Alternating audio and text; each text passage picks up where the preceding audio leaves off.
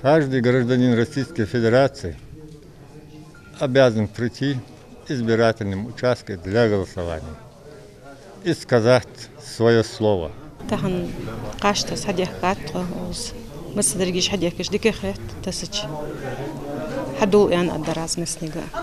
Одним из самых социально ответственных жителей села Сурхахи можно смело назвать и Бекхана Нальгиева. Неважно, будь то выборы президента, главы республики или народных депутатов, Бекхан всегда активно проявляет свою гражданскую позицию. На голосование по поправкам Конституции он также пришел одним из первых и особенно поддерживает поправку о развитии культурного наследия.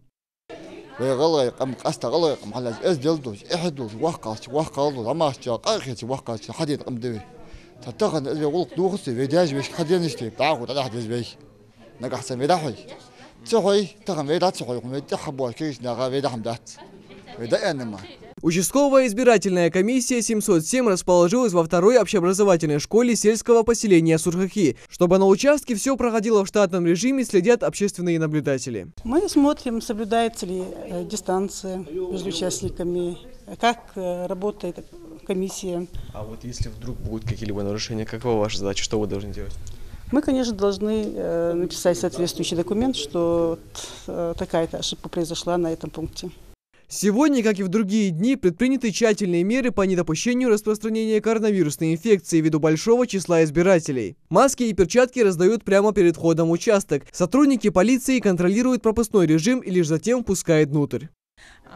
Голосующие идут и идут. Мы соблюдаем дистанцию, запускаем по 2 человека, и после того, как они проголосуют, идут уже следующие.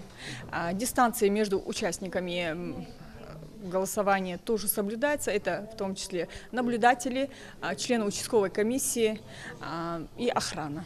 А в соседнем Аль-Юрте число голосующих больше, чем в предыдущие дни. Жители сочли своим гражданским долгом прийти и проголосовать за поправки Конституции России. Голосовать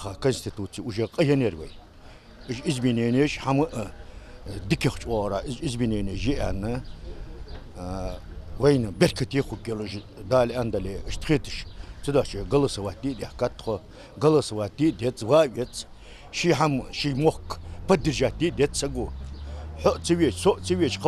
выборы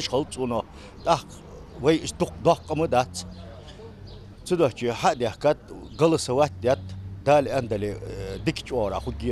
один вход и один выход, обязательная дезинфекция рук и индивидуальная ручка для каждого избирателя. Все члены участковой избирательной комиссии прошли инструктаж и ознакомлены с правилами приема избирателей.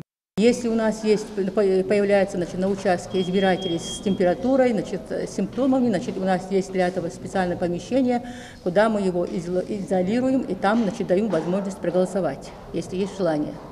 Дальше проходят избиратели в помещение, где идет голосование, подходят к членам комиссии, показывают паспорт и спускают, естественно, маску, чтобы могли увидеть человека непосредственно лицо этого избирателя. Сделав свой выбор, избиратель опускает бюллетень с галочкой «Специальную урну». Если говорить о поправках Конституции в контексте ислама, то религиозные деятели отмечают важность этих изменений. По их словам, мусульмане не могут абстрагироваться от процесса принятия документа, направленного на консолидацию, компромисс и равноправие в современном обществе. Микаил Тангиев, Гилани Агасиев, Новости 24.